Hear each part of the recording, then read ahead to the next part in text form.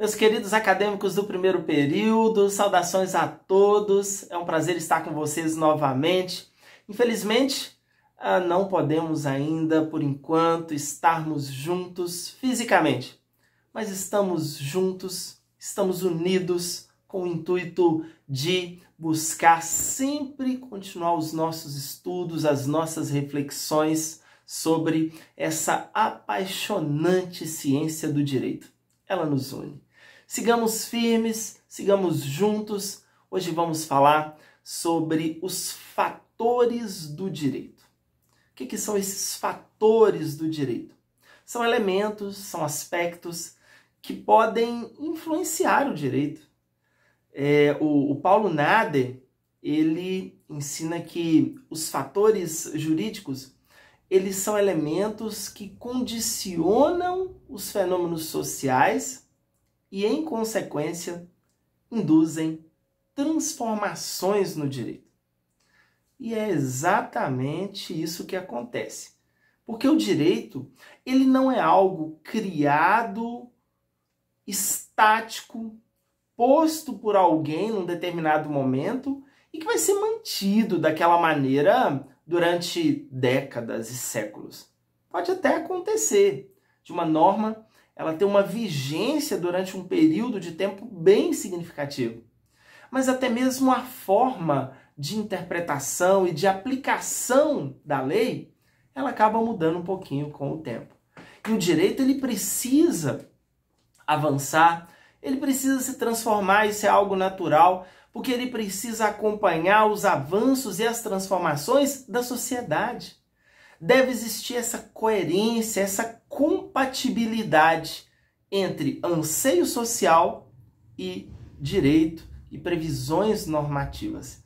Então, existem vários aspectos, existem elementos, existem circunstâncias, existem fatos que vão interferir, que vão contribuir para que uma norma ela seja modificada, para que uma nova lei ela seja criada para adequar àquilo que representa o anseio da sociedade, aquilo que a sociedade espera do direito. E isso é algo constante, essa mudança, essa adaptação, essa adequação, até porque vários fatores podem interferir na modificação do direito. Que fatores são esses? Bem, existem fatores naturais, existem fatores culturais ou históricos e existem também algumas forças atuantes na sociedade. Tudo isso interfere de alguma maneira e pode contribuir para alguma mudança no direito. Gente, a formação e a evolução do direito, ela não resulta da simples vontade do legislador. Ela decorre da própria realidade e ela pode sofrer essas influências desses fatores do direito. Esses fatores podem ser naturais, culturais ou históricos e existem também as forças atuantes na sociedade. Na apostila vocês vão encontrar detalhadamente todos os comentários sobre essa temática, sobre essas reflexões, com vários exemplos, com os apontamentos doutrinários. Então é muito importante que vocês façam o acompanhamento pela apostila que foi disponibilizada para vocês, ok? Quais são esses fatores naturais, portanto? Os fatores naturais, eles são aqueles aspectos que não são produzidos pelo homem, que eles existem simplesmente. São aqueles determinados pelo próprio reino da natureza. Aí nós temos as questões geográficas, demográficas e antropológicas, que são fatores naturais que podem interferir no direito. Então, quando a gente fala de questões geográficas, então aí a gente tem a questão climática, a questão territorial e a questão envolvendo recursos naturais. O clima, por exemplo, ele pode interferir no comportamento, nos hábitos das pessoas, e ele pode ter como consequência a criação de uma lei estabelecendo, por exemplo, horário de funcionamento do comércio. Está aí o clima daquela cidade interferindo numa norma jurídica. Recursos naturais, então a gente tem a exploração de petróleo, até mesmo a utilização da água, questões envolvendo fauna, flora. Existem leis tratando de tudo isso. Questão territorial.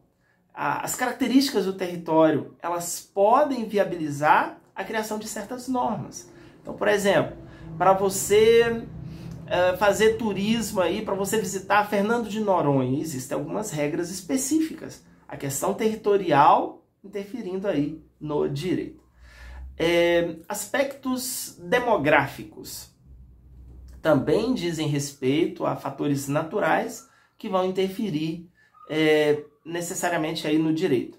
Então, por exemplo, a situação demográfica envolvendo aí uma maior ou menor concentração de pessoas por quilômetro quadrado, isso pode ser relevante para o direito, no sentido da criação de certas normas que venham incentivar uma imigração ou emigração. Em alguns sistemas jurídicos, cria até mesmo norma em relação a controle de natalidade. Então, o aspecto demográfico aí tem relevância. E o aspecto antropológico, que diz respeito aí à questão de costumes, crenças, hábitos, rituais das pessoas. Esse processo histórico de caráter antropológico, ele pode interferir também, ele pode refletir na criação de certas leis. Então, por exemplo, em razão dessa diversidade cultural, dessa diversidade de entendimentos, de pensamentos, advinda até de aspectos antropológicos, o que é crime para um povo, para uma sociedade, pode não ser para o outro. Então, por exemplo, o aborto é crime em alguns países, em outros não é, bigamia e assim sucessivamente. Então, os fatores naturais são aqueles que não são criados pelo homem, eles existem, dizem respeito a questões geográficas, demográficas e antropológicas, e elas podem interferir de alguma maneira no direito. Aí depois a gente passa para algumas questões que já dizem respeito a uma interferência humana. Então nós temos as questões culturais, são chamados fatores culturais, também chamado fatores históricos, que são aqueles que de alguma forma são produzidos pelo ser humano, pelos cidadãos, pelas pessoas, em vários aspectos aí da sociedade, ou a forma de viver. Então nós temos aí, primeiro, a questão envolvendo o fator econômico. Então, a economia, a maneira como se conduz a economia, ela vai interferir no direito do trabalho, no direito tributário, no direito empresarial e até em algumas relações de direito civil. Então, a questão da economia vai interferir na vida das pessoas e vai interferir também na criação de certas normas para tentar otimizar esse sistema. As invenções decorrem de produção humana, então são criações artísticas ou criações humanas em geral, que vão criar novos hábitos, novos costumes e vão contribuir para a evolução das instituições jurídicas. Então, por exemplo, se não fosse a invenção, a criação da internet, por exemplo, não precisaria da lei de proteção de dados. Então, as invenções elas acabam também, de alguma maneira, contribuindo para o direito. Um outro fator cultural é a moral. Já falamos bastante aí sobre a questão da moral, né? O direito ele deve acompanhar essas eventuais mutações que ocorrem no campo da moral. Então, se, por exemplo, se em algum momento é perceptível uma constatação de que é moralmente aceitável numa sociedade o casamento homoafetivo, por exemplo. Então, o ideal é que o direito acompanhe essa mudança, essa evolução, aí, essa transformação, e venha também admitir esse casamento homoafetivo, venha regulamentar. Então, o aspecto moral ele pode interferir no direito. A religião é um outro fator cultural, histórico, que também tem uma influência muito grande no direito. Já teve, né, maior se considerarmos aí toda a história do direito, mas até hoje, a gente pega o Código Civil, por exemplo, ele trata lá do casamento religioso com efeito civil.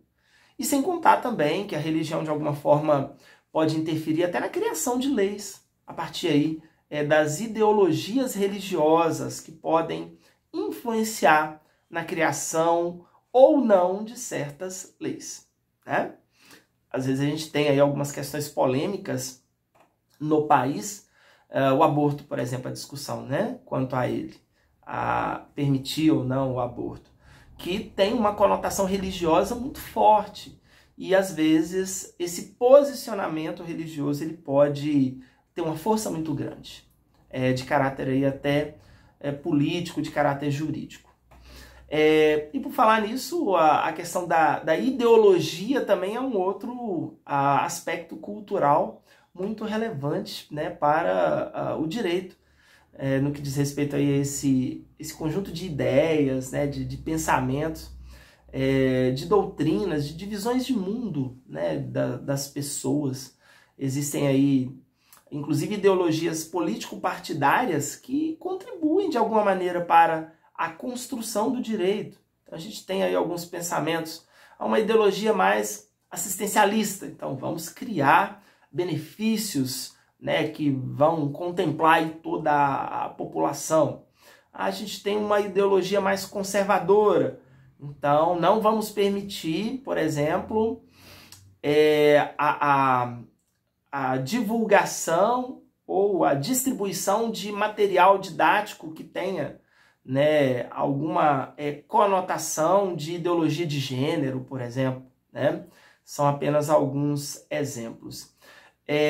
A educação, ela também contribui para o direito, inclusive para assegurar o conhecimento, a cultura, a pesquisa. Nós temos várias leis que organizam a educação no país e buscam de alguma forma aí, né, a sua melhor regulamentação. Então esses são os fatores que são considerados fatores culturais, históricos, que contribuem, que interferem para a criação, a modificação, a construção, o desenvolvimento e a aplicação do direito. E por último eu destaco também as chamadas forças atuantes na sociedade. Então não são fatores naturais, né, que decorrem da própria natureza ou que são situações que são construídas, produzidas pelo próprio ser humano, não necessariamente, mas são algumas circunstâncias, essas forças atuantes são circunstâncias que podem levar o legislador a elaborar ou a modificar certas leis. Então, do que nós estamos falando aqui? Então, a primeira força atuante na sociedade, a política. Então, nós temos vários interesses de alguns grupos políticos específicos, de direita, de esquerda, que de alguma maneira podem interferir na forma de se estabelecer o direito a partir da criação de novas leis ou da modificação de leis já existentes. A opinião pública.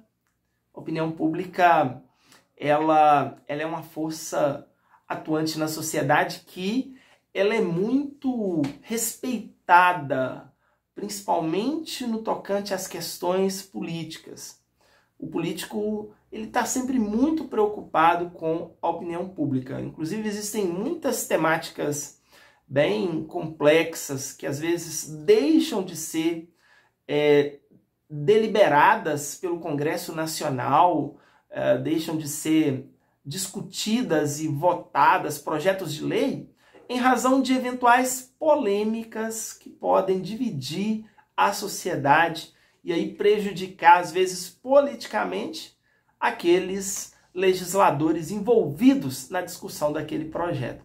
Então, a opinião pública, seja ela hoje manifestada principalmente através das redes sociais, né? Hoje é muito comum essa manifestação através das redes sociais e que gera uma repercussão muito grande de caráter imediato no país inteiro. Então está todo mundo atento a isso, né?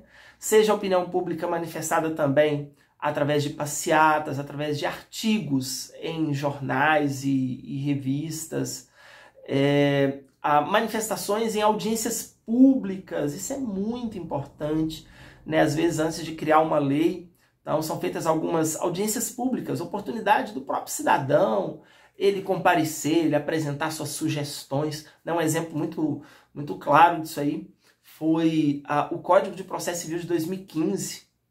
Ele foi criado de uma maneira muito democrática. Várias audiências públicas foram realizadas, a população, os profissionais ou não, os leigos também, puderam dar as suas opiniões, as suas críticas, as suas sugestões. Isso tudo foi muito bom, né?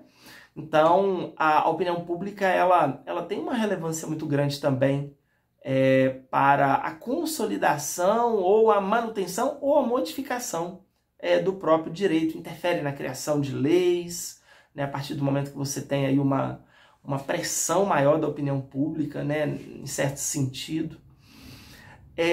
Temos também, além da política e da opinião pública, nós podemos destacar os chamados grupos organizados. Por exemplo, os sindicatos, as associações de moradores. O sindicato faz a reivindicação de um reajuste salarial, por exemplo, para os sindicalizados, para as pessoas que ele representa.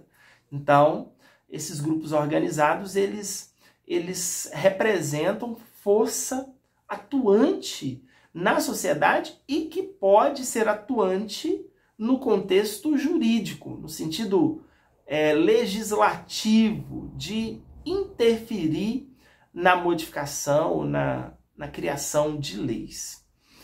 E temos também, por último aqui, que poderíamos destacar, dentre essas forças atuantes, além da política, além da opinião pública, além também dos grupos organizados, temos as chamadas medidas de hostilidade.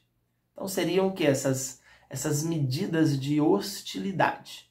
São atos ou medidas mais hostis, né, que são utilizadas aí para pressionar o poder público a atender certas reivindicações. Por exemplo, a greve dos caminhoneiros. Elas pressionaram para que algumas reivindicações pudessem ser aceitas. Os protestos de 2013 em São Paulo, que começaram em São Paulo e depois, né, eles tiveram repercussão aí em todo o país. Mas os protestos de 2013, eles começaram em São Paulo como uma forma de reivindicação para evitar o aumento na passaginha de ônibus. Então, são forças atuantes que de alguma forma interferem. Quer dizer, se era a intenção do poder público aumentar aquela passagem ou manter uma norma ou outra em razão aí das questões, das reivindicações dos caminhoneiros, a partir do momento que essa medida de hostilidade ela foi utilizada, interferiu de alguma maneira também na posição dos legisladores e na forma do poder público. Ou seja, existem vários aspectos, existem vários elementos, características, circunstâncias, fatores do direito que são presentes na vida social e que de alguma maneira estarão ali também presentes, contribuindo para a modificação, a evolução, a transformação do direito, para que ele sempre esteja o mais próximo possível do anseio da sociedade, para que haja essa compatibilidade entre anseio social e norma jurídica, entre direito e sociedade. Afinal de contas, o direito preza por isso também, por essa harmonia, por essa pacificação social. E ele tem que se adaptar à sociedade, a sociedade também tem que se adaptar ao direito. É isso então que eu queria destacar, esse é o nosso recado de hoje. Espero que todos continuem fazendo as leituras, fazendo o acompanhamento, a fim de que as reflexões jurídicas continuem fazendo parte do nosso dia a dia. Então, saudações, um grande abraço a todos vocês e até o nosso próximo encontro.